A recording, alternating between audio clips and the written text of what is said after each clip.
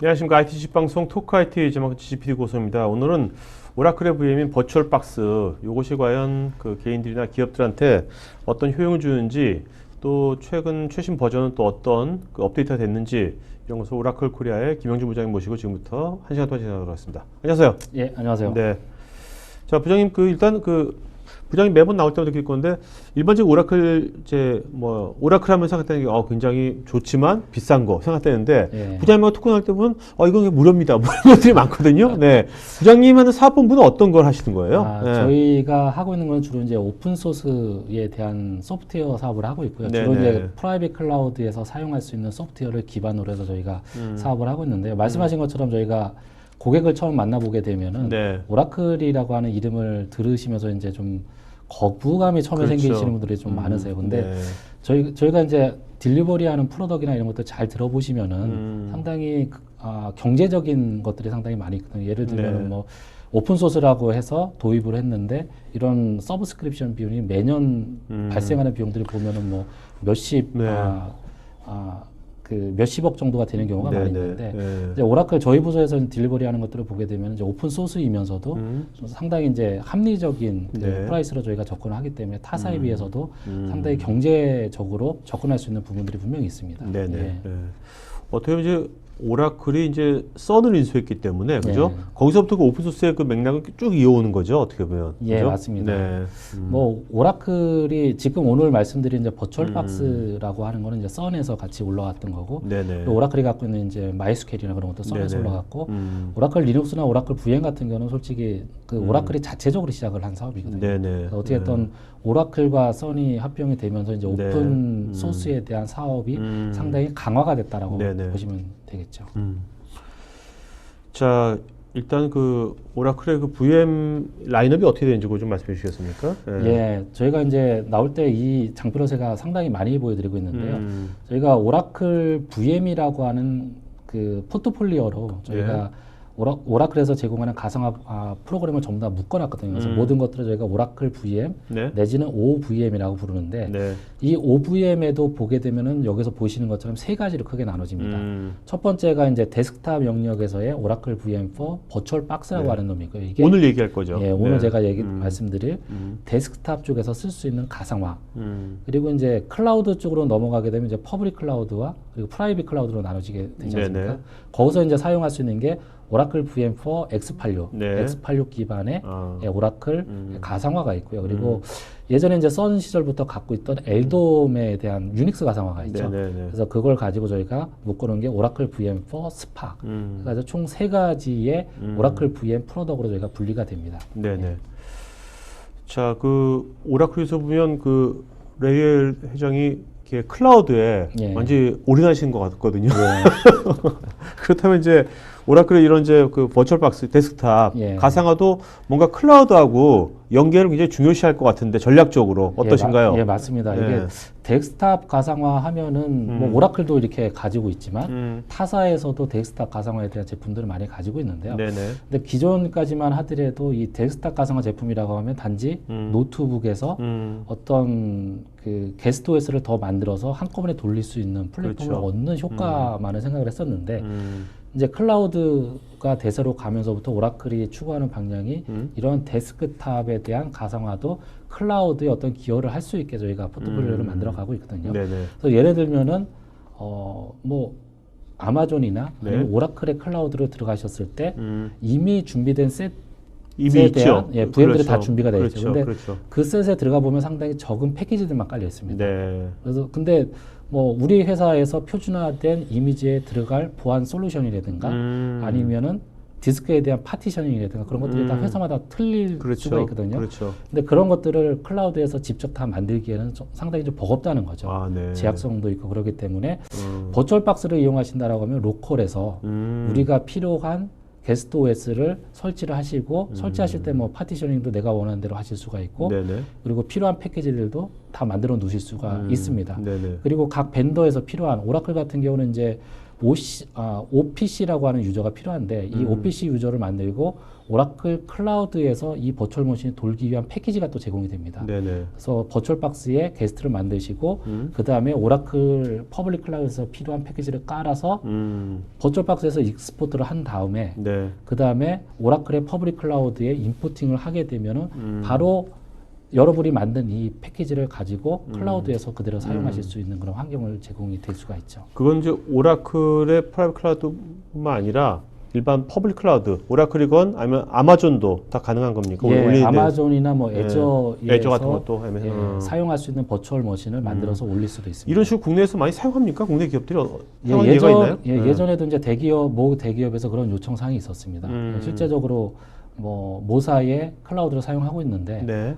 이게 들어가 보니까 너무 이제 필요한 패키지들과 너무 틀리다는 거죠. 그래서 이런 것들을 만들고 싶은데 어떻게 만들 수 있느냐라고 하는 요청이 한 2년 전서부터 이제 요청이 있었던 걸로 알고 있고요. 이런 것들을 저희가 본사에 많이 인풋을 줬고 거기서 이제 이런 인풋들을 받아서 만들어낸 게 이런 컨셉으로 만들어진 거죠. 앞으로 점점 이제 클라우드를 많이 사용하니까 이런 예는 굉장히 많아질 것 같아요. 그쵸. 특히 개발사 같은 경우에 일단은 클라우드 단에서 다 만들어 놓은 다음에 이제 다른 사업장도 이렇게 클라우드 연계될 거 아닙니까? 클라우드 옮겨서 우리 꼭 뭐 웹하드 쓰듯이 예전에 그쵸. 이렇게 하면 되게 좋을 것 이렇게 같아요. 만들게 되면 클라우드에 올라가서 도는 인스턴스 자체가 이게 버추얼 박스로 만들어진 거기 때문에 클라우드가 아닌 내 환경에서도 동일한 환경을 가지고 테스트를 할 수가 있는 거거든요. 그렇기 때문에 굳이 클라우드에 다 올려서 테스트를 다 안 해도 내 환경에서도 비슷한 환경으로 뭔가를 할 수 있다는 거죠.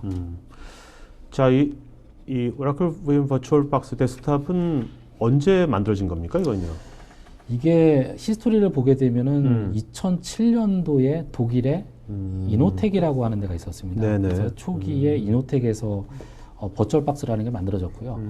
그 다음에 이제 2008년도에 선 마이크로 시스템즈에 인수되게 되었는데요. 그 뒤로 이제 한 2년 정도 있다가 2010년도에 오라클이 선을 인수하면서 이제 오라클 제품이 된 거죠. 그래서 현재는 이 버추얼 박스가 오라클 내부적으로 개발 환경이나 아니면 테스트 환경 내지는 엔지니어 입장에서 어떤 데모를 보여준다든가 아니면은 어플라이언스를 만들어서 딜리버리 하거나 그런 목적으로 상당히 활발하게 사용이 되고 있고요. 그럼 오라클의 뭐 웬만한 모든 엔지니어들, 프리세일즈건 테크소프트건 다 이게 다 깔려 있다고 보면 되겠네요. 예, 그렇죠. 이게 없으면 솔직히 저희가 나와서 데모를 하거나 어떤 컨셉을 보여드리는 게 상당히 힘듭니다.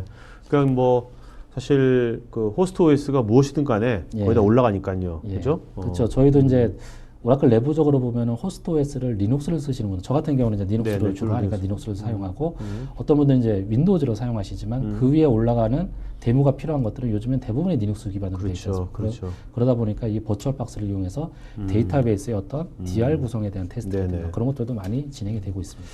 자, 이게 오라클 내 엔지니어뿐만 아니라 그 어떤 국내외 여러 가지 요새 뭐 어떤 ISV라고 그러죠. 그 인디펜던트 그 서비스 그런 이제 ISV 같은 것들도 이걸 굉장히 많이 선호할 것 같은데 어떤가요?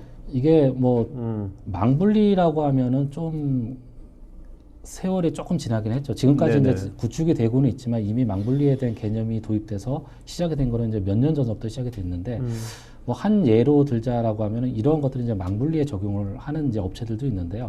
망분리라고 하는 게 예전에는 피지컬하게 아예 PC를 나눠서 물리적인 망분리를 사용할 수가 있었는데 이게 이제 비용이 많이 관리도 만만치 않고 그리고 스페이스도 많이 차지할 수밖에 없는데 뭐 이러다 보니까 어떤 비용적인 부담이 발생을 하죠 고객한테. 그래서 이제 그 다음에 생각해낸 게 이런 소프트웨어적으로 좀 나눠서 사용할 수 있는 망분리도 논리적 망분리 이런 것도 이제 활용이 가능하겠다 해서 그 다음에 나온 게 이제 오라클의 버추얼 박스와 같은 데스크탑용 하이퍼바이저를 본인의 노트북에 설치를 하고 그리고 ISV에서는 요거를 이제 컨트롤할 수 있는 요 게스트와 호스트 간의 어떤 클립보드라든가 파일에 대한 카피라든가 그런 이제 제약을 걸어줘야지 어떤 망분리가 실제적으로 되겠죠. 그런 것들이 같이 통합이 돼서 딜리버리가 되면 하나의 패키지가 되겠죠. 그래서 ISV 입장에서는 이러한 하이퍼바이저를 오픈소스이기 때문에 아주 경제적으로 가져다 쓰실 수 있고 그리고 굳이 이런 것들을 다 개발 안 하셔도 되는 거죠. 그래서 본인들의 솔루션을 만들어서 같이 엔드 유저한테 딜리버리 할 수 있는 모델도 사용이 되고 있습니다.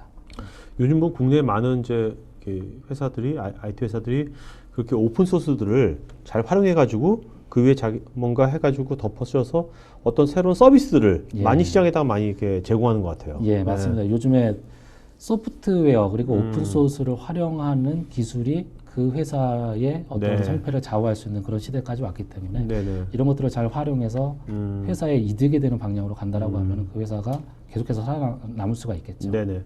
자, 그럼 이런 소프트웨어 서비스라든지 솔루션 회사의 입장에서는 예. 요즘 어떤 뭐 여러 가지 페인 포인트들이 이슈가 되어 있는 건지 일단 그 짚어주 그런 것들을 예. 이 오라클 VM 그 버추얼 박스가 어떻게 해결할 수 있는 건지 예. 좀 말씀해 주시죠. 네. 이게 보통 보면은 저희가 소프트웨어를 판매하시는 분들이나 네. 아니면은 개발자분들이라든가 네. 이런 분들이 어떤 고객의 요구에 맞춰서 모든 환경을 동일하게 피지컬하게 만들어서 간다라고 하는 건 상당히 힘든 일이죠. 네네. 어떤 고객사에서 어떤 문제가 발생했는데 이걸 가지고 동일하게 재현을 해서 어떤 결과를 가져와라 내지는 아니면은 뭐 데모를 하는 데 있어서 고객사마다 동일하게 어떤 데모를 딜리버를 해야 되는데 각각에 다 틀려질 수가 있거든요. 네네. 그래서 버추얼 박스를 사용하신다라고 하면은 하나의 피지컬한 머신에 어떤 고객사와 동일한 환경을 만들어서 어떤 재현을 해서 문제점을 찾아서 딜리버리할 수 있는 방안이 있고요. 그리고 뭐 샌드박스와 같은 경우도 상당히 많이 필요해요. 개발하는 단계에서는 어떤 기능을 개발하는 데 있어서도 기능을 추가하고 나서 문제가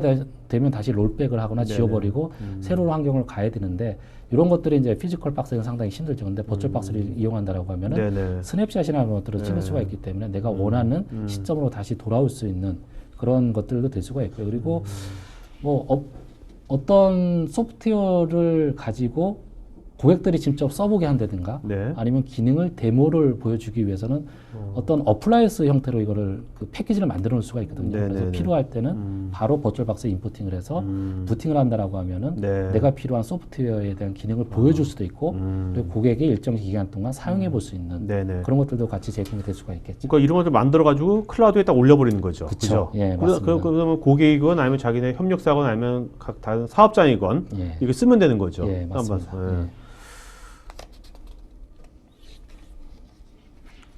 자, 이건 이제 예, 제가 앞에서 이제 그 도전 과제를 설명을 드리면서 이제 뒷단에 있는 어떤 해결책이나 그런 것들을 같이 이제 말씀을 드렸고요. 네. 지금 개발자 같은 경우도 예, 사용을 하실 때 어떤 코드를 변환하기 전, 코드를 머지하기 전이라든가 전후가 상당히 차이가 많이 날 수 있고 후로 가면서 어떤 이미지가 망가질 수 있는 경우가 상당히 많이 발생을 하거든요. 네네. 그런 경우에도 이러한 버추얼 박스의 스냅샷 기능이나 이런 것들을 사용하신다라고 하면은 기존에 그 적용하기 전 단계로 갈 수가 있기 때문에 네네. 상당히 예, 효과적으로 사용하실 수가 있습니다. 자, 그다음에 어떤 이제 편리한 기능들이 있을까요? 예, 요거는 이제 제가 앞단에 이제 같이 설명을 드렸기 때문에 이건 넘어가시면 될 것 같고요. 예, 그 다음 장으로 넘겨주십시오. 네네. 그리고 이제 요게 나오는 게 이제 버추얼 박스를 활용할 수 있는 플랫폼에 대한 얘기인데요. 이렇게 데스크탑 가상화에 대한 그 솔루션을 보게 되면은 호스트라고 하는 얘기가 나오고요. 그다음에 이제 게스트라고 하는 얘기가 나오는데요. 호스트라고 하는 거는 이제 노트북에 물리적으로 깔려 있는 OS를 네네. 얘기하겠죠. 그래서 이 물리적인 그 하드웨어에 어떤 OS가 깔려 있다라고 여기 나오는 이제 OS라고 하면은 윈도우즈나 아니면 맥OS나 네. 아니면 리눅스도 여러 가지가 있죠. 그리고 그 솔라리스, X86 같은 솔라리스가 있다라고 하면 그 위에 여기에서 해당하는 모든 호스트 위에 버추얼 박스를 올릴 수 있다라고 하는 얘기고요. 그 뒷단에 이제 뒷장을 여기서 이 빨간색이 예. 빨간색은 어떤 거? 여기 보면 5.1에서는 지금 현재 버전 5.1까지 나온 거죠? 예, 버추얼 박스가. 맞습니다. 네. 더 이상 지원 안 하는 겁니까? 빨간색은 이제 5.1에서는? 예, 뭐 설치는 가능하지만 네. 공식적인 서포트가 빠진 아, 거고 지금까지도 공식 뭐 서포트. XP 같은 경우도 저 같은 경우는 테스트할 때 가끔 올리는 경우가 있는데 아, 네네네. 예, 공식적인 서포트에서는 빠졌지만 네네. 뭐 그러니까 사용은 뭐 가능합니다. 개인이 쓰기에는 뭐 문제 없겠네요. 예, 문제가 개인이 저 같은 경우에 맥북에서 예를 들면은 예. 네? 뭐 액티브엑스 금융 거래하려고 예. 그런 거 쓸 정도는 괜찮겠네요. 예, 괜찮습니다. 네네. 그리고 요게 뒤쪽에 나오는 건 이제 호스트 OS에 그 버추얼 박스 엔진을 올렸다라고 하면 그 위에 게스트 OS로 이제 올릴 수 있는 종류들이 쭉 나오는데요. 네. 윈도우 비스타부터 해서 윈도우 10까지 가능하고요. 그리고 그 맥OS가 있죠. 맥OS까지도 올라가고요. 그리고 리눅스에 대한 여러 가지 리눅스들이 있는데 뭐 오라클 리눅스, 뭐 레드, 우분투, 수세 같은 네. 것들도 가능하고요. 그리고 솔라리스 X86, 10이나 11까지도 같이 게스트로 활용을 하실 수가 있습니다. 네. 이게 뭐 현존하는 이 데스크탑 가상화 중에선 이렇게 다양한 게스트들이 올라가는 거로는 굉장히 많은 게스트 올라가는 것 같은데. 이 정도까지 게스트나 호스트를 지원하는 그 가상화 플랫폼은 흔치 않고요. 네. 뭐 서버 가상화의 유명한 그런 이제 그 타사의 것들과 비교를 한다 하더라도 어떤 지원하는 그 게스트나 호스트가 많은 거는 이제 버추얼박스가 좀 유일하다고 보실 수가 있어요. 네. 자, 그 버추얼박스의 가장 큰 이제 뭐 장점들 몇 가지 말씀해 준다면 뭐가 있을까요? 이게 아까 말씀드린 것들은 이제 버추얼박스가 2007년도에 이노텍에서 이제 시작을 했는데요. 이 버추얼박스도 당연히 오픈 소스로 초기에 개발이 됐습니다. 그래서 오픈 소스로 활용을 하기 때문에 추가적인 비용 없이 이제 사용하실 수 있는 그런 것들이 있고요. 나중에 이제 말씀드리겠지만 또 엔터프라이즈 고객분들은 서포트를 받기 위해서 오라클의 어떤 엔터프라이즈 제품을 또 별도로 구매하실 수 있는 부분이 있는데 그거는 이제 별도고 그런 부분이 아닌 어떤 교육 목적이라든가 아니면 개인 목적으로 사용하시는 분들은 오픈소스 형태로 버추얼박스를 사용하실 수가 있습니다. 엔터프라이즈용은 구매입니까? 서브스크립션입니까?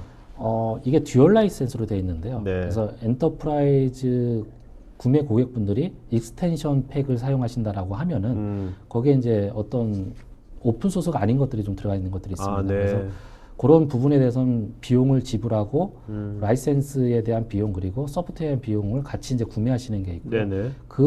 그러한 이제 엔터프라이즈 고객 이외에는 다른 분들은 이제 개인 고객분들은 뭐 익스텐션 팩을 사용하신다 하더라도 무상으로 사용하실 수가 있습니다. 알겠습니다. 듀얼 라이센스로 되어 있고요.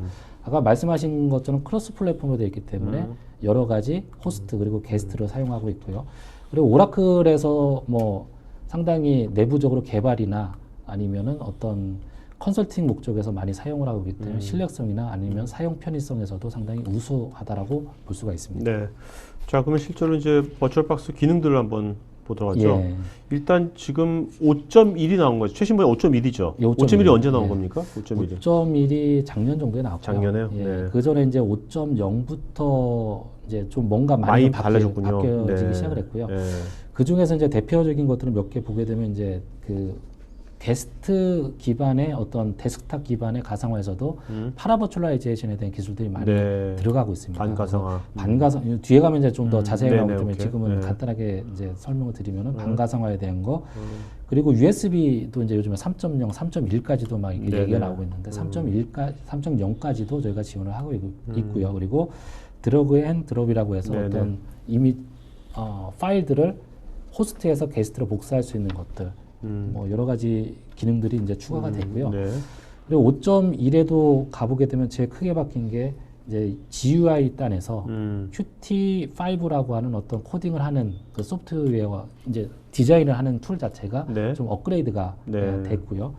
그다음에 그 기존에 이제 버추얼박스 버전이 올라가면은 리눅스 유저 같은 경우는 이게 커널 모듈이 같이 업그레이드가 됩니다. 버추얼박스를 돌리기 위해서는 리눅스 호스트에서 커널 모듈을 컴파일을 시켜줘야지만 얘가 제대로 돌아갔었거든요. 근데 이게 좀 상당히 좀 번거로웠어요. 그렇네요. 번거롭다 보니까 그 리눅스 유저들은 DKMS라고 하는 커널 모듈을 다이나믹하게 이제 컴파일해주는 기능들이 있었거든요. 걔를 깔면은 굳이 내가 수동으로 컴파일을 안 해줘도 이제 올라갈 수가 있었는데 요 이제 5.1 버전에서는 굳이 DKMS를 쓰지 않아도 버추얼박스 자체가 커널에 맞게 커널 모듈을 올리는 기능이 같이 탑재가 됐기 때문에 이런 것들은 상당히 좀 편리하게 바뀐 거죠. 자, 아까 반가상화 있지 않습니까? 이거 좀 반가상화 개념 좀 일단 알기 쉽게 말씀 좀 해주시죠. 뭐 가상화를 보게 되면은 이제 전가상화라고 하는 얘기도 있고 이제 반가상화 그리고 하드웨어 어시스트드 가상화 이제 여러 가지 종류로 나눌 수가 있는데요. 반가상화에 대한 개념이 나온 게 처음에 이제 젠이라고 하는 이제 오픈 소스 쪽에서 어떤 하드웨어의 도움 없이 소프트웨어에서 커널이 어떤 내가 커널 자체가 예전에 개발됐던 어떤 가상화를 염두에 두고 개발이 된 게 아니지 않습니까? 그러다 보니까 이 커널이 어떤 가상화 플랫폼에서 올라가서 돌다 보면은 나는 가상화인데도 가상화를 인식을 못하기 때문에 어떤 소프트웨어적으로 밑단에서 에뮬레이팅을 시켜주지 않으면 얘가 동작을 할 수 없는 기능들이 많이 있었거든요. 네네네. 근데 이런 것들을 이제 극복하기 위해서는 게 반가상화인데 반가상화라고 하는 거는 커널들을 어느 정도 모디파이하는 거죠. 네. 그래서 기존 레가시 커널에서 어떤 가상화를 인식할 수 있게 뭔가 코드의 변화를 줘서 얘가 가상화 환경에서도 어떤 밑에 단의 그 하이퍼바이저나 아니면 하드웨어적으로 어시스트를 받지 않더라도 가상화를 네. 돌릴 수 있게 하는 게 이제 반가상화에 대한 개념인데요. 이 반가사에 대한 개념이 버추얼 박스에도 같이 포함이 돼 있습니다. 네. 근데 반가상화가 되면 어떤 점이 좋아지는 겁니까? 아무래도 I/O나 네. 뭐 디스크에 대한 접속이라든가 접근이라든가 아니면은 네트워크에 대한 접근이라든가 그런 것들이 기존의 어떤 소프트웨어에서 에뮬레이팅을 하거나 그런 것들에 비해서 상당히 성능이 좋아지겠죠. 퍼포먼스가 좋아지겠네요. 예, 퍼포먼스가 좋아질 수가 있겠죠.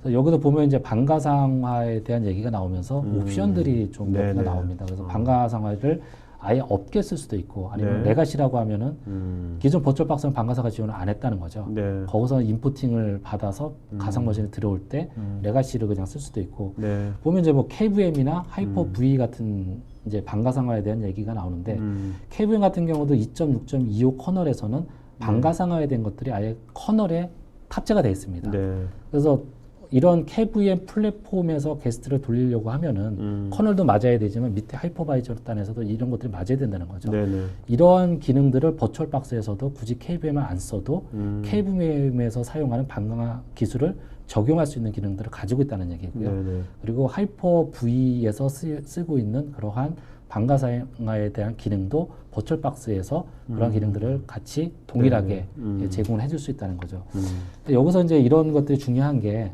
앞단에 이제 그 클라우드에 올릴 수 있다라고 말씀드렸잖아요. 네네. 클라우드에 올릴 수 있는 템플릿을 만들 수 있는 것 자체도 이렇게 KVM이나 아니면 하이퍼 V 그리고 젠에 대한 반가상화를 버추얼 박스에서 지원하기 때문에 거기에 맞는 템플릿을 또 만들 수가 있다는 거죠. 네. 자, 명령어 집합 확장.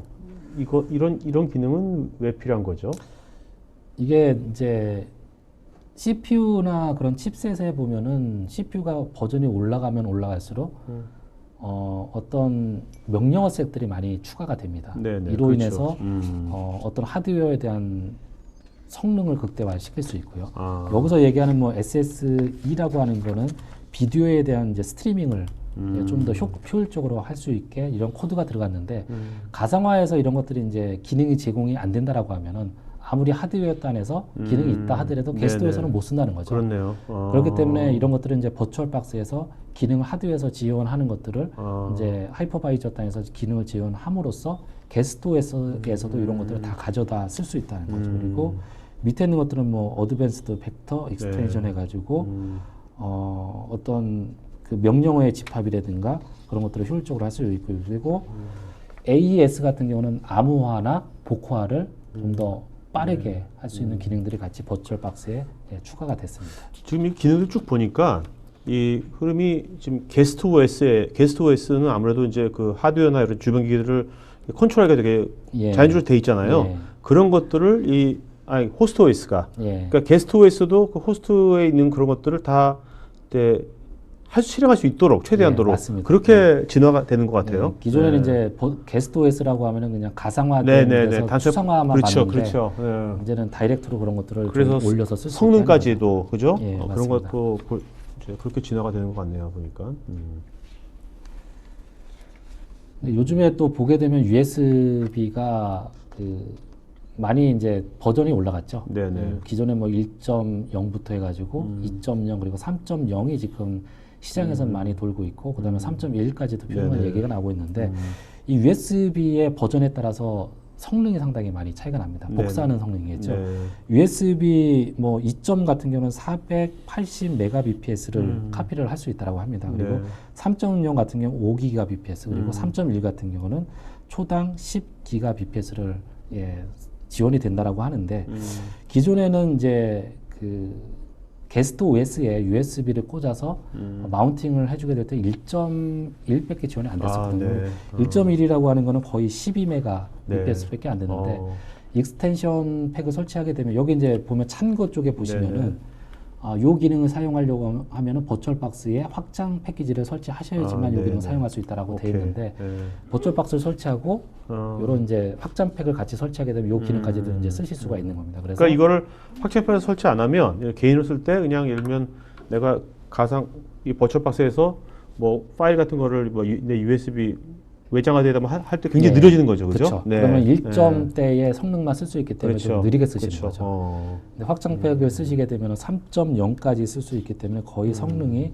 네. 뭐 거의 5기가 bps까지 뭐 이론적인 성능이긴 하지만 저기 표에 나오는 게 이제 120 메가 바이트로 나와 있거든요. 네네. 그래서 저 정도까지도 성능이 네. 보장이 된다라는 얘기입니다. 예. 드래곤드랍은 이제 그 뭐야 이게 5.1서부터 된 5.0서부터 예, 5점대부터 지원이 되는 거고요.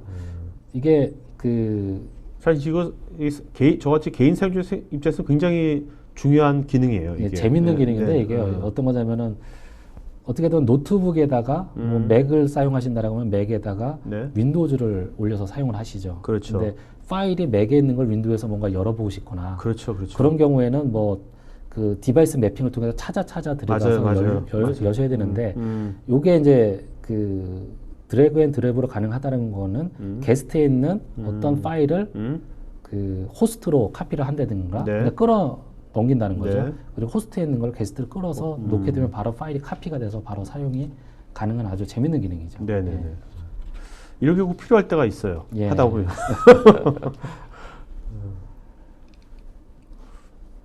요거는 이제 그 디스크를 이제 암호화하는 기능인데요.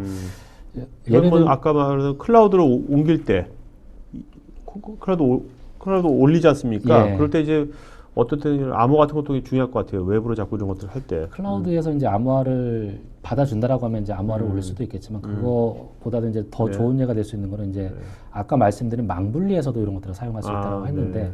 망분리에서 게스트 OS를 어떤 업무 목적으로 사용하고 계시다라고 하면은 그러다가 어떤 PC가 도난을 당하거나 악의적인 목적으로 버추얼 디스크가 반출이 됐어요. 네. 근데 이 버추얼 디스크가 암호화가 안 돼 있다라고 하면은 뭐 버추얼 박스 깔아서 누구든 다 열어볼 수 있다는 거죠. 네네네. 그런 것들을 방지하기 위해서 버추얼 디스크 자체도 암호화로 저장을 해놓게 되면은 디스크가 외부로 유출이 된다라고 하더라도 키를 알기 전까지 못 네네. 열어보겠죠. 네. 예, 그런 이제 보안적인 목적에서의 디스크 암호화입니다. 그러니까 128이나 256비트 예, 뭐 키를 지원하는. 키를 가지고 AES 알고리즘으로 이제 네네. 할 수가 있는데요. 요게 처음에 이제 부팅을 하게 되면은 이렇게 이제 패스워드를 누라고 되어 있습니다. 그래서 네네. 패스워드를 넣게 되면은 요 패스워드 키가 암호화를 이제 하는데 예, 사용이 되고요. 나중에 부팅을 할 때도 요 패스워드를 물어보게 돼 있고요. 네네. 그리고 만약에 이제 암호화된 거를 가져다가 뭐 상황에 따라서는 복호화해서 내보내야 되는 경우도 있거든요. 네네. 그러니까 복호화 기능도 지금 재원이 되기 때문에 그 키를 절대로 잊어버려서는 안 이 되겠죠. 패스워드 키를. 예, 맞습니다. 네네. 이거는 개인이 지정하는 키입니다. 네네. 그래서 필요에 따라서는 이렇게 복화도. 복호화를 통해서 예, 디스크를 원래 상태로 돌릴 수도 있습니다. 네.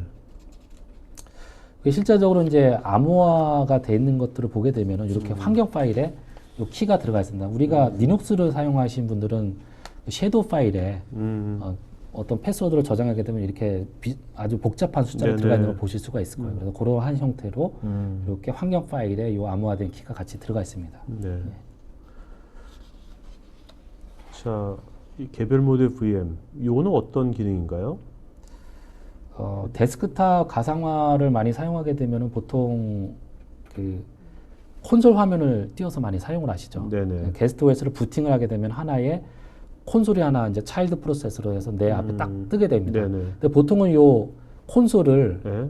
닫게 되면 게스트 OS가 죽어버려요. 네네. 예, 그게 이제 기존의 컨셉이었다라고 하면은 아니 우리는 서버로 이용할 건데 내지는 우리는 나는 좀 껐다가 다시 나중에 좀 접속하고 싶다라고 하는 것들을 염두에 둬서 이제 좀 더 그 인핸스를 시킨 거거든요. 그래서 네네. 노멀한 스타트를 하게 되면은 이 콘솔 창을 닫게 되면은 게스트 OS가 같이 꺼지는 그런 게 이제 노멀 스타트라고 얘기를 네네. 하는 거고요. 네.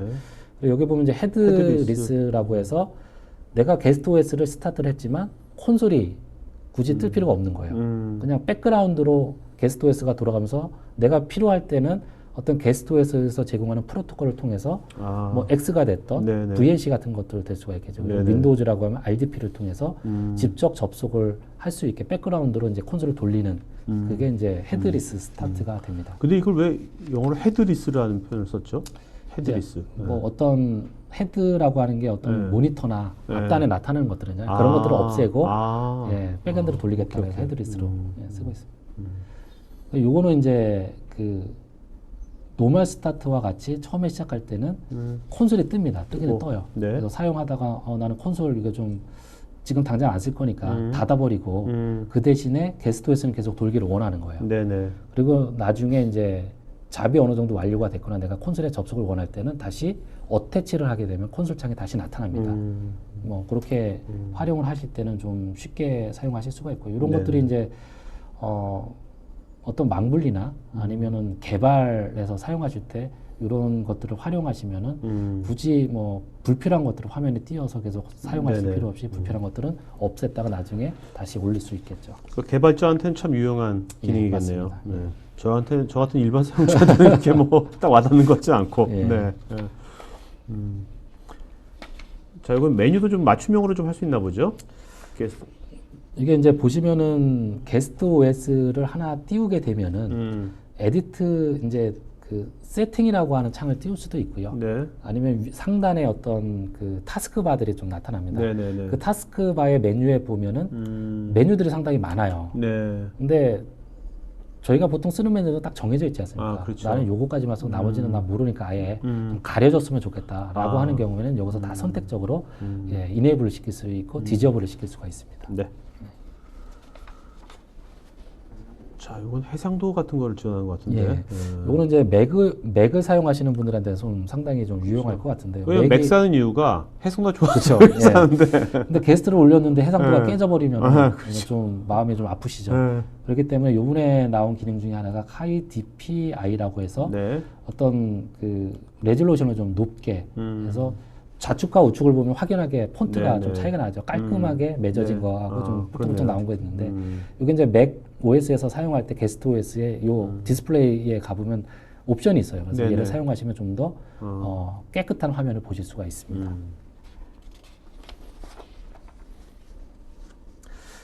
요거는 이제 SATA 디스크에 대한 이제 핫 플러그 기능을 지원하는 건데요.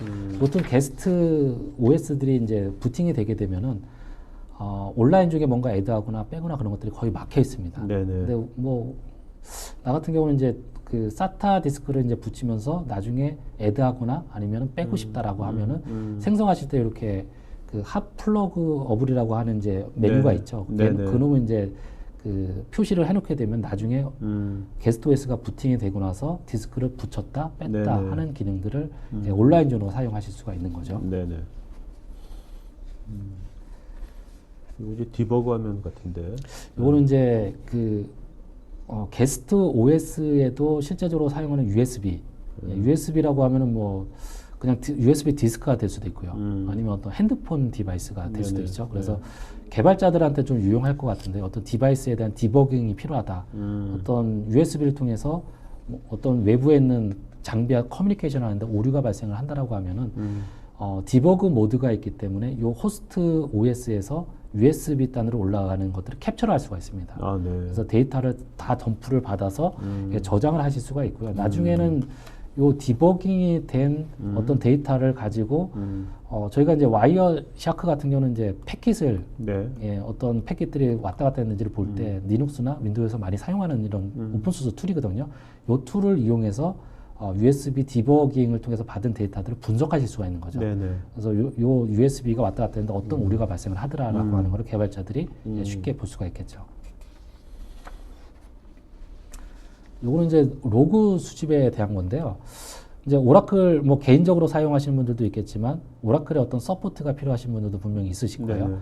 네, 뭐 대기업이라든가 아니면은 클라우드의 어떤 것들을 활용하기 위해서 사용하시는데 어떤 문제가 발생했을 때 로그를 이제 레포팅을 해서 이제 오라클에 줘야 되겠죠. 네네. 그러한 경우 V박스 버그 리포트라고 해서 이런 것들을 긁게 되면은 필요한 로고들이 다 정립이 돼서 타르 파일로 묶이게 됐습니다. 네. 이거를 이제 오라클 서포트로 통해서 어떤 분석 지원을 받을 수가 네네. 있겠죠. 자, 이거는 요새 플래시 스토리지가 많이 나오니까 예. 이거 관련된 뭐 에뮬레이션 쪽이. 예, 여기 보시면 이제 그림에서 보시는 것처럼 컨트롤러, 네. 하드디스크를 컨트롤하기 위한 것들이 예전에는 이제 ID라든가 네. 뭐 하드디스크 많이 쓰셨었죠. 네네. 그러고 나서 이제 SATA가 나오면서 이제 성능이 많이 개선됐다라고 했었는데 그 뒤에도 SSD가 나오면서 SATA 인터페이스에다가 연결을 네. 시켜서 많이 사용했었죠. 근데 네. SATA 인터페이스에 대한 것들이 지금 SSD 플래시 기반의 디스크를 따라가지 못해요. 플래시 디스크는 이미 그렇죠. 그 성능을 넘어갔는데 네네. SATA 인터페이스를 가지고는 더 이상 이제 커버가 안 되기 때문에 그 다음에 이제 나온 게 이제 NVMe라고 하는 이제 플래시 기반의 디스크를 목적으로 한 디자인을 한 이제 병렬 처리라든가 네네. 랜덤 액세스라든가 그런 것들을 효율적으로 좀 더 빠르게 하기 위한 건데 이런 이제 컨트롤러가 이제 개발이 돼서 서버나 아니면 노트북에 많이 탑재가 돼서 나가고 있습니다. 네네. 그래서 이런 것들도 이제 게스트 OS에서 에뮬레이팅을 통해서 사용할 수 있게 저희가 버추얼 박스에 이런 기능이 또 추가가 됐습니다. 네.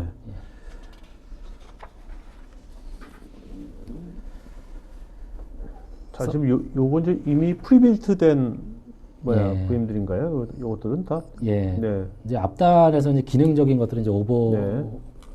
오버뷰를 한번 이제 해드렸는데 뭐 앞단에서 이제 말씀드릴 때도 어떤 그 개발자라든가 네. 아니면 소프트웨어 컨설팅에 대한 어떤 도전 과제들이 많이 있었습니다. 그래서 오라클에서는 이미 이렇게 프리빌트된 것들을 저희가 제공을 해드리고 있기 때문에 뭐 개발하시는 분들이 굳이 데이터베이스를 내가 다 피지컬하게 네. 오랜 시간을 통해서 만들어서 개발을 할 게 아니라 이렇게 뭐 버추얼 박스에서 지원이 되는 이미지를 가지고 어떤 개발을 먼저 수행할 수도 있고 데모를 수행할 수도 있다는 거죠. 그리고 네. 테스트를 할 수 있는 것들이 있기 때문에 여기 보시면 뭐 오라클 데이터베이스 그리고 MySQL 그리고 오라클 VM, 뭐 리눅스, 솔라리스 같은 것들이 이미 프리빌트돼서 올라가 있기 때문에 굳이 OS를 설치하고 굳이 이런 것들을 다 패키지를 설치할 필요 없이 한 번에 다운로드 받아서 버추얼 네네. 박스에 인포팅하면은 이런 서비스를 바로 테스트를 해보실 수가 있겠죠. 네네. 그다음에 아까 같이 자기가 만든 것들을 또 올려가지고 또 이렇게 같이 써서 쓸 수도 있는 거고요, 그죠? 예, 맞습니다. 예, 그리고 이제 그 소프트웨어를 이제 데모를 하기 위한 것들도 이제 오라클에서 올라간 것들이 있는데요. 뭐 오픈 스택이라고 요즘에도 이제 네네. 많이 핫하게 얘기들 하고 있는데 오픈 스택을 한번 경험하기 위해서는 설치 과정이 상당히 힘듭니다. 네. 그래서 이 오픈 스택을 설치하기 위해서 좀 상당히 많은 시간과 비용이 이제 발생을 할 수밖에 없는데 나는 뭐 설치보다는 어드민에 대한 걸 좀 경험을 좀 해보고 싶은데 이런 것들을 좀 빨리 좀 어떻게 하면 해볼 수 있을까라고 했을 네네. 때 오라클에서 이미 이제 오픈 스택이나 이런 것들을 이제 저희가 패키지를 만들어서 올려놨기 때문에 다운로드 받으셔서 버추얼 박스에서 러닝을 하게 되면 오픈 스택이 접속할 수 있는 이제 웹페이지가 열리게 된다는 거죠. 그러면 네네. 고객분들은 어떤 CLI나 아니면은 인터페이스의 로그인을 통해서 운영을 한번 경험해 보실 수 있는 것들이 될 수가 있겠죠. 그리고 뭐 오라클이 이렇게 올려놨지만 고객분들이 실제적으로 우리 소프트웨어를 이러한 형태로 한번 배포를 한번 해보고 싶다, 아니면 데모를 한번 해보고 싶다라고 하면 만들 수도 있다는 거죠. 그런 형태로요. 네. 자, 이제 웹사이트 virtualbox.org 여기 가면 다 다운받을 수 있는 겁니까? 예, 모든 고객분들은 이제 필요하신 개인 사용자 분들이 됐던 네. 아니면 엔터프라이즈 사용자가 됐던 전부 다 virtualbox.org에 들어가시면은 각 호스트 버전별로 다 리스트업이 되어 있습니다. 그래서 뭐 내가 맥을 사용하신다면 맥 버전을 받으시면 되고 네. 윈도우를 사용하신다면 윈도우 버전 받으신 다음에 아까 말씀드린 어떤 익스텐션 팩에서 지원하는 기능을 사용하시고자 하신다라고 하면 거기에 패키지를 추가적으로 더 설치를 하시면은 풀 기능을 다 사용하실 수가 있습니다. 네. 저 같은 경우는 지금 맥북에 지금 그 패럴렛을 지금 유료로 쓰고 있는데 예. 뭐 여기서 그냥 맥북을 호스트는 맥북이고 게스트 이제 윈도우. 예. 그래서 뭐 저 같은 경우 단순하게 이제 금융결제 쪽하고 아래 한글 볼 때만 예. 필요하거든요. 예. 요거에서 하면 저는 무료로 쓸 수 있는 예, 거예요. 무료로 네. 사용하실 수가 있습니다. 예. 알겠습니다. 자, 이제 그 Q&A 시간 갖도록 하겠습니다. 그 부장님 답변 주시면서 조질만 한 분 예, 이름 써주시기 알겠습니다. 바랍니다. 네.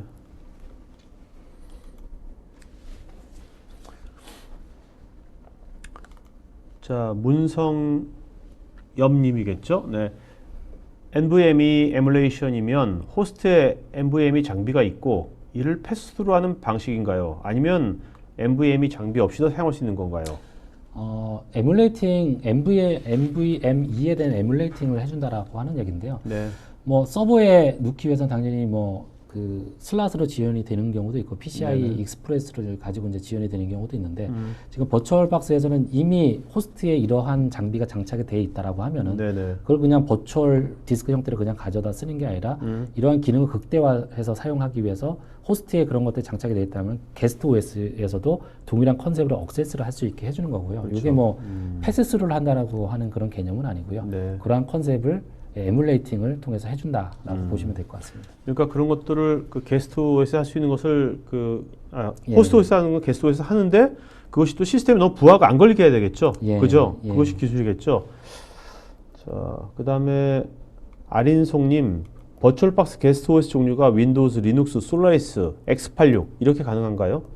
예, 아까 이제 말씀드린 것처럼 게스트 OS를 지원하는 것들이 뭐 리눅스도 여러 가지 리눅스가 있고 그리고 윈도우즈 뭐 서포트 되는 모델은 아까 리스트업에서 다 보여드렸던 것 같아요. 네네. 그래서 솔라리스 같은 경우도 스팍은 당연히 칩이 트니까 안 될 거고 X86 솔라리스까지 가능합니다. 네네. 네. 예. 자, 그 이분께서 그 버추얼박스 백업 방안은 어떻게 되는 건지 백업 GFS 스냅을 하면 되는 건지요. 예, 버추얼 박스를 사용하시게 되면은 기본적으로 스냅샷이라고 하는 기능이 탑재가 되어 있습니다. 그래서 네. 어떤 게스트 OS를 사용하시다가 내가 이 게스트 OS를 백업을 받고 싶다라고 하면 온라인 중에도 이 게스트 OS에 대한 스냅샷을 뜨게 되면은 얘를 뭐 링크드 클론 형태로 네. 단순하게 어떤 리플링크로 가져갈 수도 있고요. 아니면은 네네.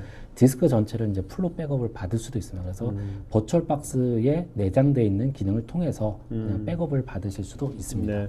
자, 여러분들이 다른 분 질문에다가 답글로 또 답변을 달 수도 있으니까요. 서로 지금 문성희님께서 이종희님 질문에도 답글을 남겨주시고 뭐 이런 거 좋습니다. 서로. 네. 자, 그 이종태님 드래그앤드랍이 쉐어드 폴더 설정을 대체할 수 있는 건지요? 쉐어드 폴더와는 좀 개념이 조금 틀리긴 하지만 사용자적인 입장에서 보면은 호스트에 있는 파일을 내가 억세스 할 수 있다라는 거는 동의를 하거든요. 네네. 근데 드래그 앤 드랍 같은 경우는 파일 자체를 아예 카피해서 양쪽에 같이 생성을 하는 거죠. 네네. 예, 그런데 쉐어드 폴더 같은 경우는 양쪽에 같이 생성을 하는 게 아니라 호스트에 있는 거를 내가 억세스를 통해서 가서 끌어올려오는 거기 때문에 뭐 필요하시다라고 하면 게스트 OS에 이 파일을 전부 다 카피해서 사용하셔도 무관하다라고 하면은 뭐 대체하셔서 비슷한 기능에 대한 효과를 보실 수는 있겠죠. 네. 근데 원리적으로 보면은 기술적으로 네, 좀 틀립니다. 알겠습니다. 김창희님, 도커 기술과 반가상화 기술의 차이점을 구분하는 것이 의미가 있을까요? 있다면 어떤 차이점이 있을까요? 더커와 이제 하이퍼바이저 기반의 가상화는 확연하게 기술적인 네. 차이가 있고요. 더커 같은 경우는 이제 OS 관점에서의 OS를 이제 그 아이솔레이션 시켜주고 프로세서를 아이솔레이션 시켜주는 그런 차이점이 있다라고 하면은 지금 말씀드린 이런 이제 반가상화나 전가상화 이런 것들은 어떤 하이퍼바이저가 존재를 해야 되고 네. 그 위에 어떤 호스트 OS죠. 호스트 OS와 게스트 OS가 버전이 상이할 수 있다는 거죠. 근데 더커 같은 경우는 커널을 공유하기 때문에 호스트 OS와 그렇죠. 게스트 OS가 동일한 종류가 돼야 되는데 하이퍼바이저 기반의 가상화는 네. 리눅스 위에 뭐 윈도우를 올릴 수 그러니까 있는 도커는 이제 OS에 디펜던트한 거지 않습니까? 그쵸, 그죠? 맞습니다. 그러니까 예. 가상한 OS에 인디펜던트한 거고. 예. 네네. 자, 이진표님, 맥에서 윈도우를 병행 활용하는 방법으로 버추얼 박스가 추천되는지요? 혹시 주의점이나 불편한 점은? 예, 당연히 이제 버추얼 박스를 사용하시는 뭐 맥에서도 충분히 사용을 많이 하고 계시고요. 저희 내부적으로도 맥을 쓰시는 분들 상당히 많이 계시거든요. 네. 그래서 오라클 내부에서도 맥을 근데 쓰시면서 오라클 내부에 계신 분들 오라클 되게 익숙하신 분들이기 때문에 예. 근데 저같이 오라클 익숙하지도 않은 사람들도 예. 저는 이제 이거 써도 지금 저 이따 한번 써보려고 그러는데 예. 네. 이게 그 UI가 보면 상당히 직관적으로 되어 있기 때문에 아 그래요? 뭐 제가 앞단에서 설명드린 기능을 다 쓰려고 하시는 분들은 거의 필요 뭐 없어요, 필요 개발자들이 많이 쓰실 거고요. 네네. 단순하게 게스트 OS를 생성하는 경우도 대부분 뭐 패러럴이나 그런 것들이 동일한 네. 스텝으로 되어 있기 때문에 뭐 보시면은 뭐를 해야 되는지 분명히 금방 아실 거예요. 네네. 게스트 OS가 만들어지면 그 다음에 이제 부팅해서 사용하시는 건 동일하기 때문에 알겠습니다. 그게 큰 무리가 없을 거라고 생각합니다. 알겠습니다. 자, 이용진 여타 버추얼 OS 관련 어플이 많이 있는데요. 오라클을 선택해야 하는 이유로 차별성은 어떤 게 있을까요? 지금 버추얼박스 같은 경우는 오픈 소스죠. 네. 듀얼 라이센스를 제가 갖고 있다라고 말씀드렸는데 기본적으로 오픈 소스에서 소스가 공개된 상태에서 이제 개발이 되고 있기 때문에 비용적인 적인 면에서 상당히 경제적이겠죠. 네. 예, 그리고 오라클 내부에서 개발자분들이 이걸 상당히 많이 사용을 합니다. 그리고 오라클의 엔지니어분들이 고객사 나가서 데모를 한다든가 아니면 어플라이언스를 만들어서 제공을 한다든가 그런 목적에서도 상당히 많이 사용을 하고 있기 때문에 네네. 안정성적인 면에서도 이미 검증이 됐다는 거죠. 네. 예. 이종호님, 명령어에 대한 설정 기능도 혹시 있는지요? 예, 당연히 이제 보철박스의 좋은 기능 중에 하나가 CLI를 100%다 지원한다는 건데요. 네. 그래서 어떤 분들은 보철박스를 가지고 데모를 많이 하시는 분들은 UI를 사용하시기보다는 CLI를 많이 사용하십니다. 네. 그래서 V박스 매니지 한 다음에 리스트 VM 하면 VM들에 대한 것들이 쭉 나오고 어떤 디스크를 만들 때 아니면 게스트 OS를 만들 때 전부 다 CLI로도 같이 하실 수가 있습니다. 개발자는 그렇게 좀 많이 하겠네요. 예. 네. 김수열님, 버추얼박스 게스트 간의 메모리, CPU, 디스크 공유 기법과 타사 제품 대비 장점이 궁금합니다. 예, 가상화라고 하면 당연히 메모리나 CPU나 디스크에 대한 가상화가 당연히 이루어져 있겠죠. 그리고 대부분의 가상화들이 이제 큐무에서 이제 어떻게 보면 가상화의 제일 상위 버전이라고 하는 그런 큐무라고 하는 게 있는데 그쪽에서 이제 파생된 것들이 많이 있고요. 기본적으로 이제 오라클의 버추얼박스나 아니면 타사들도 그쪽에서 이제 파생에 대해서 많이 나왔기 때문에 비슷하다고 볼 수가 있는데 오라클 버추얼박스에 대한 장점은 아까 이제 앞에서 제가 기능적으로 많이 설명을 드린 것 같아요. 거기서 보면은 MVM이라든가 아니면은 어떤 드래그 앤 드랩을 통해서 독자를 할 수 있는 거라든가 아니면 디스크를 이제 암호화할 수 있는 기능이라든가 여러 가지 이제 추가적인 기능들이 베네핏으로 제공이 될 것 같습니다. 네. 서길재님, 윈도우 XP는 게스트 플랫폼으로 지원이 잘 안 됐는지요? 이전 개발 플랫폼 때문에 일부 XP 환경을 사용하는 게 있어서요. 현재 버추얼 PC로 사용 중입니다. 예전에 저도 이제 XP를 올려서 많이 사용을 했었는데 요즘에 XP를 올리면은 네트워크가 잘 안 올라와요. 네. 이게 왜 그러냐면은 어떤 가상화 플랫폼과 게스트 OS에서 제공하는 드라이버가 좀 틀리기 때문인데 요거 좀 인터넷을 찾아보거나 그러면은 이제 XP를 버추얼박스에서 올리려고 하면은 네트워크 타입을 기존 디폴트에서 뭔가 바꾸면은 이제 올릴 수도 있는데 어떻게 했던 OS 오라클의 입장에서 말씀을 드리면은 XP에 대한 공식적인 서포트는 빠졌습니다. 그런데 개인적인 목적으로 어떤 테스트를 사용하신다라고 하면은 충분히 아직까지도 사용하실 수가 있습니다. 김창희님, 우분투는 12X에서 지원되다가 이유는 안 되는 것 같은데 특별한 이유가 있는지요? 우분투에 대한 거는 저도 좀 확인을 좀 해봐야 될 것 같은데요. 어떤 부분이 안 되는지는 저도 좀 확인을 해보고 제가 답변을 드리도록 하겠습니다.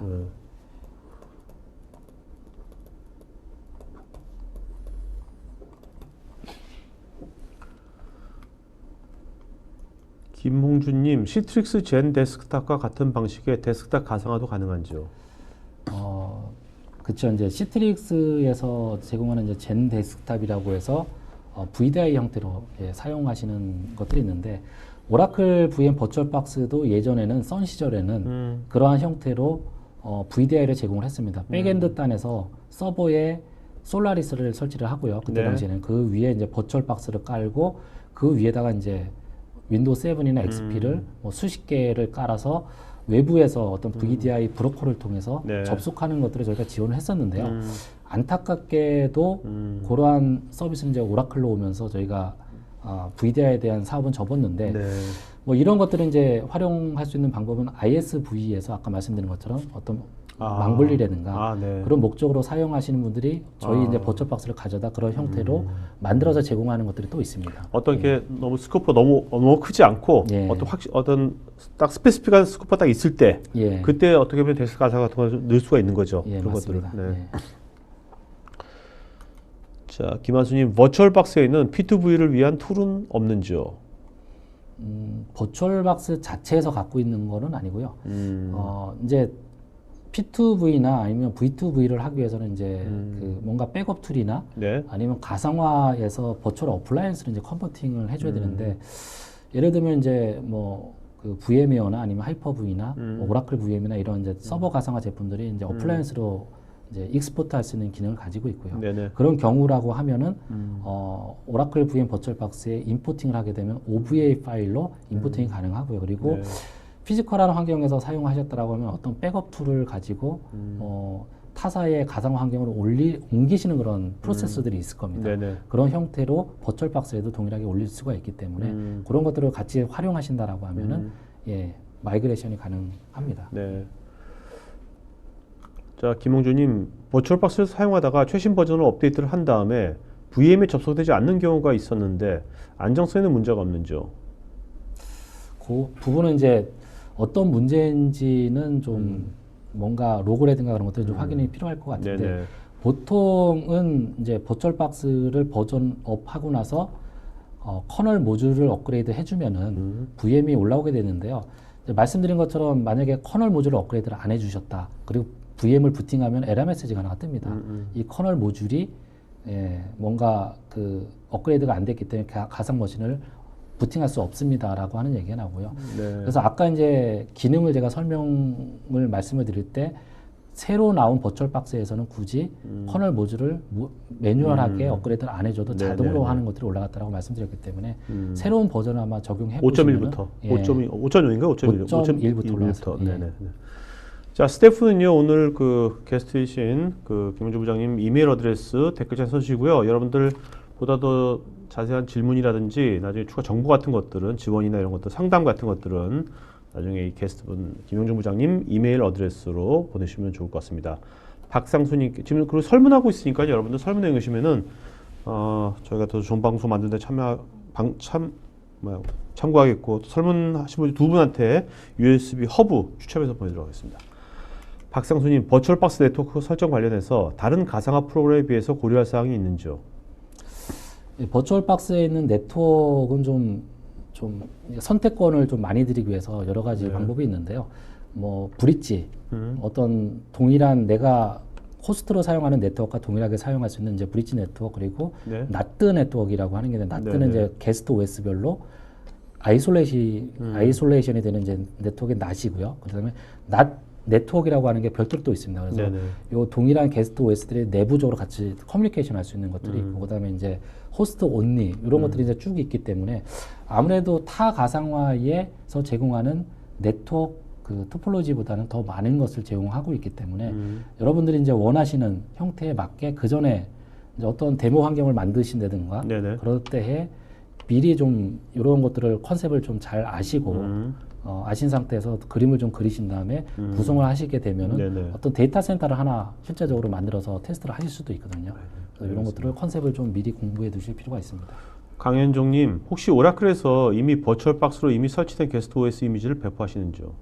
아까 이제 그 장표 마지막에도 저희가 보여드렸던 것 같은데요. 버추얼박스는 이제 프리빌트된 어떤 테스트용이나 데모용으로 이제 사용할 수 있는 이미지를 저희가 제공해드리고 있기 때문에 오라클 데이터베이스라든가 아니면 뭐 오라클 솔라리스, 오라클 리눅스 그리고 오픈스택 같은 경우를 다운로드 받아서 테스트를 한번 해볼 수가 있습니다. 근데 오라클이 이렇게 이제 버추얼박스 이미지로 해서 뭔가 배포를 한다라고 하면 요거는 이제 프로덕션에다 사용하시려고 하시면 안 됩니다. 이거는요. 그렇겠죠. 왜 그러냐면 오라클의 가상화 정책은 오라클 제품을 가상화해서 돌리기 위해서는 이제 정책이 별도로 있기 때문에 네. 이런 데스크탑 가상화 하이퍼바이저에 오라클 제품을 돌리는 것에 대해서는 오라클이 공식적으로 지원하지는 않습니다. 단지 테스트나 어떤 경험 목적으로 사용하시면 됩니다. 네.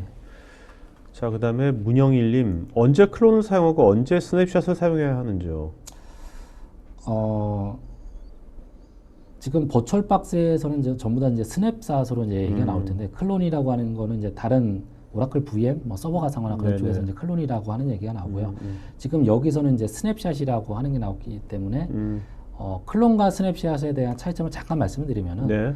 스냅샷 같은 경우는 그 VM이 돌고 있는 그 시점에 어떤 상태까지도 같이 복사를 합니다. 예를 들면 메모리에 어떤 것들이 올라가 있다. 네네. 결국은 화면에 디스플레이에 되고 있는 것까지 다 캡처해서 내린다는 거죠. 근데 클론 같은 경우는 뭐 그 상태의 어떤 메모리 값을 내리는 건 아니고 디스크 값만 내리기 때문에 클론이 된 거를 다시 부팅하게 되면은 디스크는 그 상태로 가지만 화면이나 그런 것들은 잡은 다 사라진다는 거죠. 네네. 근데 스냅샷 같은 경우는 그 상태에 프로세서가 돌고 있던 모든 것들이 메모리 값들이 복원이 되기 때문에 그런 두 개 차이점은 있지만 지금 현재 버추얼 박스에서는 전부 다 스냅샷을 기준으로 운영이 됩니다. 알겠습니다. 석일재님, 시만텍 엔드포인트 프로텍션 백신을 사용 중인데요. 버추얼 박스 설치 후에 게스트를 올리면 네트워크를 방화벽이 자꾸 막는 사례가 있는데요. 혹시 해당 사례에 대해 이야기를 들으신 부분이나 해결 부분에 아시는 부분이 있으신지요? 버추얼 PC에 게스트를 올렸을 때 문제가 없었거든요. 방화벽에서 그 서비스를 막는다라고 하는 거는 하이퍼바이저의 어떤 플랫폼과는 제가 보기에는 조금 무관해 보이는 것 같고요. 네. 예, 근데 지금 말씀하시는 게 어떤 게스트 에디션을 추가적으로 설치를 하셨다라고 하면 이제 버추얼 PC와는 조금 뭔가 틀린 환경이 될 수가 있거든요. 그래서 네. 요 부분은 좀 확인을 해볼 필요가 있을 것 같아요. 이게 네네. 그 게스트 에디션과 아니면은 엔드포인트 프로텍션의 어떤 것들이 상충이 되는 부분들이 뭐가 있어서 이런 것들이 발생하는지는 좀 어떤 로그라든가 다른 걸 봐야지 좀 확인이 될 것 네네. 같습니다. 석일재님 나중에 그 김영주 부장님 이메일로 좀 컨택하셔가지고요. 나중에 전화로 같이 한번 얘기하시는 것도 좋을 것 예. 같습니다. 그 김한수님, 조금 전 P2V 관련 질문에 대한 설명 잘 들었고요. 백업 툴을 말씀하셨는데 예를 들어 시스템 디스크를 ISO 형태로 이미지를 뜬다면 피지컬과 똑같은 환경으로 VM을 가동할 수 있을까요? 백업 툴을 이용해서 ISO 형태로 이미지를 뜬 다음에 피지컬과 똑같은 형태로 VM을 백업 툴을 통해서 어떤 뭐 그런 것들이 있겠죠. 예전에 그 백업 툴 중에 디스크를 그대로 CD 형태로 네네. 붓거나 ISO로 이제 내리는 것들이 있는데 그걸 가지고 게스트 환경에 이제 붓겠다는 말씀을 하시는 것 같아요. 그 백업된 거를 그대로 가져다 부었을 때 요거는 이제 어떤 컴패티빌리티나 그런 것들을 좀 확인을 해봐야 될 것 같습니다. 제가 보기에는 뭐 안 들어간 이유는 없을 것 같은데 네. 아무래도 이제 그 정확한 어떤 컨펌을 원하신다라고 하면은 요 툴 자체가 버추얼 박스의 어떤 그 컴패티빌리티 리스트에 있는지 예, 그런 것들을 좀 확인해 볼 필요가 있을 것 같은데 아직까지는 제가 툴이나 그런 것들이 명확하게 나오지 않았기 때문에 네, 예, 그거는 좀 진행을 해봐야 될 것 같아요. 이거는. 알겠습니다. 예.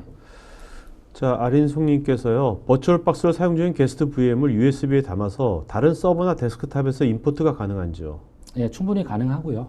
이게 버추얼 박스로 이미지를 만들게 되면 파일이 몇 개가 생성이 됩니다. 하나 환경 파일, 그리고 버추얼 디스크 파일, 뭐 XML 파일 여러 가지가 생기는데 그 만들어진 파일을 통째로 가져간다라고 하면은 뭐 다른 버추얼 박스가 설치가 되어 있는 데 가서 인푸팅을 하게 되면은 그냥 바로 인푸팅이 돼서 그 스펙이 그대로 나타나거든요. 그럼 바로 실행을 시키면은 예, 구성이 가능합니다. 자, 이분께서 탑엔더 가상화 VM이나 시트릭스 등등보다 버추얼 박스가 좋은 점 한 가지만 알려주세요. 탑엔더라고 하시면은 VM이나 시트릭스 뭐 여러 가지 이제 데스크탑 가상화에 대한 네네. 것들을 가지고 얘기를 하는데요. 이제 오늘 이제 말씀드린 것 중에 이제 이러한 데스크탑 가상화를 통해서 뭐 개발도 하실 수가 있고 네. 그리고 어떤 망블리나 그런 데서 활용하실 수도 있고 그리고 뭐 지원이 되는 것들의 최신 기술을 아까 뭐 플래시 디스크 기반의 그런 것들이나 많은 것들을 지원하고 있지만 거기서 오라클은 더 나가서 이제 클라우드와의 어떤 연계성을 저희가 가지고 나가고 있기 때문에 네. 개발을 해서 로컬에서 만든 것들을 나중에는 뭐 본질적으로는 나중에는 이제 클라우드에 올려서 내가 서비스를 하겠다라고 하는 게 본질이 있으시다라고 하면은 그런적인 면에서 보면은 타 가상화 충분히 차이점을 가져갈 수가 있고 베네핏을 분명히 느끼실 수 있으실 거라고 보고 있습니다. 네. 자, 오늘 여러분들 다양한 질문해 주셔서 좋은 방송 된 것 같고요. 자, 부장님 오늘 질문하신 분 중에 한 분 좀 네. 처음에 이제 네. MVM에 대해서 이제 네네. 질문을 하신 분인 것 같은데. 문성엽님. 네, 문성엽. 네, 문성엽. 네, 저도 네. 이분이 마지막 질문하셨네. 가상화 디스크 이미지가 다양하게 있는 것을 알고 있는데 지원하는 종류와 클라우드 배포용으로 추천되는 이미지 타입은 어떤 게 있나요? 클라우드로 이제 올라갈 때는 어차피 그 임포팅이 돼서 이제 변환이 되는 과정들이 임포팅이 될 때 들어가거든요. 네네. 그렇기 때문에 이제 저희가 그 버추얼 박스에서 지원이 되는 디스크 이미지는 뭐 VDI라고 하는 버추얼 네네. 박스용 이미지도 있고요. VMDK라고 하는 이제 VM웨어에서 사용하는 이제 디스크 이미지도 있고 그리고 HV VHD라고 하는 이제 하이퍼 V에서 사용하는 그런 이미지들에 대한 네. 예, 디스크를 다 지원을 하고 있기 때문에 뭐 그런 것들을 다 활용하실 수도 있고 나중에 뭐 VDI나 아니면 VMDK로 만들어진 것들을 그런 스텝이 있습니다. 어떻게 네네. 만들어서 클라우드를 올리는 것에 대한 스텝이 있기 때문에 나중에 저한테 뭐 개별적으로 연락을 주시면 네네. 그 스텝에 대해서 제가 또 가이드를 별도로 좀 드리도록 알겠습니다. 하겠습니다. 자, 문성현님은요, 저희 스태프 이메일 좀 알려주시고요. 스태프 이메일로 본인 이름, 주소, 핸드폰, 이메일 보내시면요, 저희가 그 USB 스피커 보내드리도록 하겠습니다. 그리고 문성현님 오늘 또 다른 분 질문에 본인의 또 의견이나 관점들 또 댓글로 달아주셔서 고맙고요. 여러분들도 문성현님처럼 다른 분들 질문이나 하는 거에 여러분들 코멘트 작업에 여러분들 의견 같이 댓글로 바로 쓸 수 있잖아요. 끝나고 나서도 쓸 수 있으니까 그렇게 해서 좀 우리 요 시간이 서로 같이 게스트뿐만 아니라 여러분들의 의견도 같이 서로 공유되는 그런 토크하이트가 되면 좋을 것 같고요. 자, 강현종님, 아린송님, 뭐 감사합니다. 좋은데 다음번에 만날 때는 우리 좀 얼굴 좀 까는 걸로, 네, 두 분 얼굴 까는 걸로 합시다. 네, 그 PC 있는 파일 바로 올릴 수 있거든요. 네, 자, 그러면 오늘 마지막 한 말씀 해주시고 맞추도록 하죠. 네. 예, 버추얼 박스가 이제 상당히 오래된 거의 10년 된 제품인데 좀 소외가 됐던 것 같아요. 데스크탑 가상화 측면에서 뭐 여러 가지 쓰시는 것들이 있는데 뭐 오라클에서 이렇게 오늘 말씀드린 것처럼 이제 좋은 기능 그리고 계속해서 이제 추가적으로 개발을 계속해서 나가고 네네. 있기 때문에 개인적인 용도로도 좋고요. 그리고 교육적인 목적으로도 좋고 그리고 엔터프라이즈용으로 사용하실 분들은 이제 저희한테 컨택을 통해서 네네. 어떻게 이제 구매를 할 수 있는지 문의를 네네. 주시면 저희가 네. 성심성의껏 답변을 드리도록 하겠습니다. 알겠습니다. 자, 그럼 오늘 이걸로 오늘 방송 마치고 가겠고요. 여러분들 오늘 적극적인 참여 고맙습니다. 저는요, 방송님, 좀 이렇게 정점은 이제 대통령 뽑을 때도 우리 이런 식으로 토크파이트처럼 대통령 후보자 나와가지고 좀 이렇게 패널을 막 질문 막 하고 여러분 이런처럼 그 국민들이 이렇게 막 질문 막 하면 답변 바로 즉석에서 하게 네. 예? 이런 좀 시스템이 좀 우리나라도 지금 그런 게 돼야 되지 않을까. 이제 세상이 디지털 시대인데 언제까지 좀 그런 그리고 좀 이렇게 하여튼 그런 거 많이 요새 제발 좀 이렇게 다음번은 좀 이렇게 IT의 이런 디지털 흐름을 본질을 아는 분이 좀 됐으면 좋겠어요. 자, 이걸로 오늘 마치겠습니다. 고맙습니다. 네, 고맙습니다.